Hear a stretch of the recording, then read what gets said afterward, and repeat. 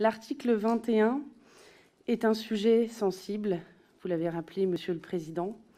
Depuis que le Président de la République a prononcé son discours indiquant qu'il y avait un lien très précis entre la radicalisation qui existe aujourd'hui dans notre éducation, dans nos sujets éducatifs plus largement, et l'islam radical.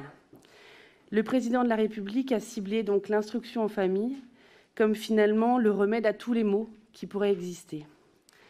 Il y a quelques mois, Monsieur le Ministre, vous aviez indiqué devant nos collègues du Sénat que ce mode d'instruction qu'est l'instruction en famille était suffisamment encadré, suffisamment contrôlé pour finalement résoudre les difficultés auxquelles nous pouvions être confrontés.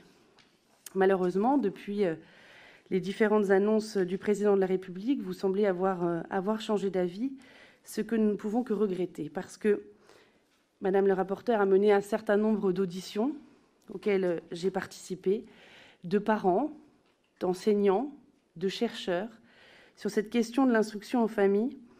Et très sincèrement, avec cette disposition, vous vous trompez de cible. Vous vous trompez de cible parce que l'instruction en famille est une illustration d'un principe fondamental qu'est la liberté d'instruire en France. Au-delà d'être même une liberté fondamentale, c'est une liberté constitutionnelle, un principe fondamental, j'imagine que nous y reviendrons. L'instruction doit être laissée à l'appréciation des familles. Je crois que nous y reviendrons, Monsieur le Président, si vous me demandez de conclure pour ces premiers propos. Oui.